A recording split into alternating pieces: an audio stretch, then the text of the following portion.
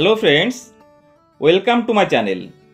Gujarat Titans ছেড়ে মুম্বাই ইন্ডিয়ান্সে নাটকীয়ভাবে যোগ দেওয়ার পর গুজরাটের সমর্থকদের চক্ষুশূল হয়েছিলেন।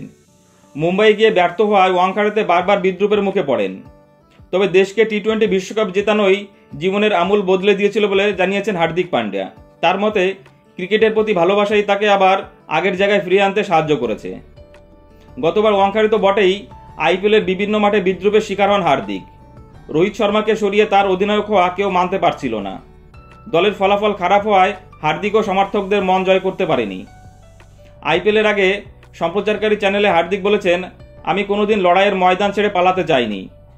ক্রিকেট জীবনে এমন অনেক মুহূর্ত এসেছে যখন শুধু জেতা নয়, আমার টিকে থাকার উপর অনেক কিছু নির্ভর করছিল। ঠিক করেছিলাম যাই হয়ে যাক না কেন, ক্রিকেট ছাড়লে চলবে না। ক্রিকেট বরাবরই আমার সবচেয়ে বড় বন্ধু থাকবে। তাই আমি প্রচণ্ডভাবে নিজের উন্নতির চেষ্টা করেছি, কঠোর পরিশ্রম করেছি, সেটা কাজে লেগেছে। হার্দিকের সংযোজন, আমার ওই 6টা মাসের কথা মনে পড়ছে।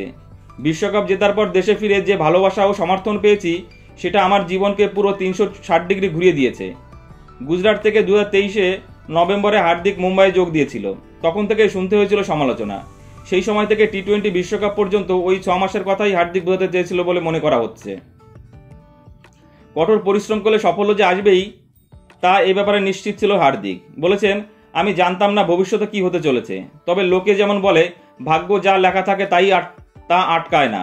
আমার ক্ষেত্রে 2.5 মাস সবটা বদলে গিয়েছিল। গতবার আইপিএলে সবার নিচে শেষ করেছিল মুম্বাই।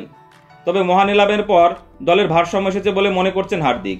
বলেছেন, আগের ভুলগুলো থেকে আমরা শিক্ষা নিয়ে দল তৈরি করেছি। এবারের দল যথেষ্ট অভিজ্ঞ। অনেকেই সর্বোচ্চ পর্যায়ে দীর্ঘদিন ক্রিকেট খেলেছে। আশা করি ভালো কিছু হবে। ওয়াংখাড়ের পিচ কথা ভেবেই দল তৈরিতে জোর দেওয়া হয়েছে বলে জানিয়েছেন হার্দিক। তার কথায়, আইপিএলে মুম্বাইয়ের মাঠ, বিশেষ করে ওয়াংখাড় খেলা খুব কঠিন, কারণ এখানে প্রচুর রান ওঠে। তাই আমরা এমন বোলার চেয়েছি যাদের অভিজ্ঞতা, গতি এবং সুইং ও বাউন্স করার ক্ষমতা রয়েছে। মনে হয় একটা ভারসাম্যযুক্ত দল তৈরি করতে পেরেছি। শুরু থেকে শেষ পর্যন্ত আমাদের সব চাহিদা পূরণ হয়েছে। বন্ধুরা, তোমাদের কি মনে হয়? হার্দিকের নেতৃত্বে 6ঠবারের জন্য মুম্বাই কি আইপিএল চ্যাম্পিয়ন হতে পারবে? প্লিজ কমেন্টস করে জানিও।